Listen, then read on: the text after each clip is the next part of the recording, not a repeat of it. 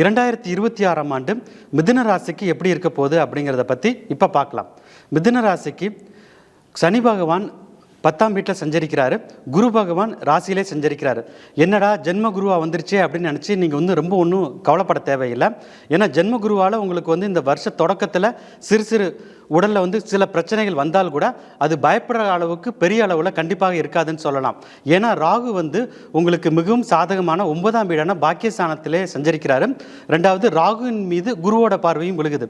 அதனால உங்களுக்கு குரு சண்டாலயம் ஏற்படுவதால் உங்களுக்கு உடல் உபாதைகள் வந்தாலுமே அது பெரிய லெவலில் இருக்காது, சரி பண்ணக்கூடிய லெவலில் தான் இருக்கும்.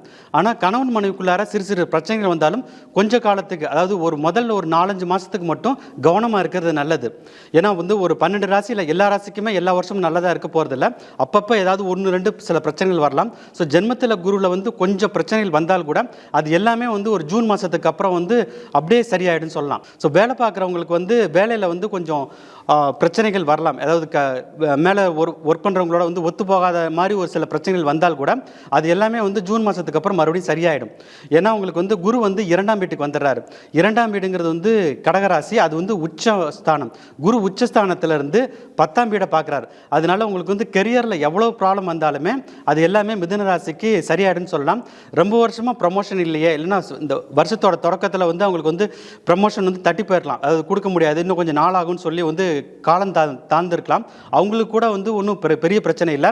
ஆகஸ்ட் செப்டம்பர் மாதம், அதாவது இந்த வருஷத்தில் ஆகஸ்ட் செப்டம்பர் இல்லை அக்டோபர் மாதத்தில் ப்ரமோஷன் கண்டிப்பாக கிடைச்சுன்னு சொல்லலாம். அதே மாதிரி வெளிநாடு போகணுமேன்னு சொல்லி நிறைய பேர் ட்ரை பண்ணிட்டு இருந்திருப்பாங்க.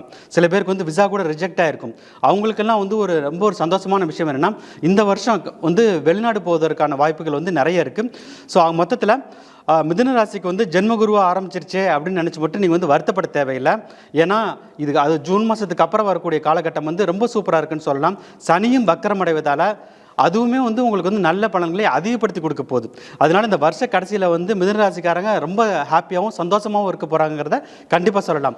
உங்களுக்கு ஒரு நல்ல பரிகாரம் என்னென்னா, கால பைரவரை தேய்பிரை அஷ்டமி அன்னைக்கு வழிபட்டு வந்தாலே உங்களுக்கு இந்த வருஷத்தோட முதல் பாகத்தில் அதாவது வருஷத்தோட முதல் பாதியில் சிறு தடங்கள் இருந்தால் கூட அந்த தடங்களும் விலகி ரொம்ப ஒரு சந்தோஷமான வருஷமாக கண்டிப்பாக மிதுன ராசிக்கு இருக்குங்கிறத சொல்லலாம்.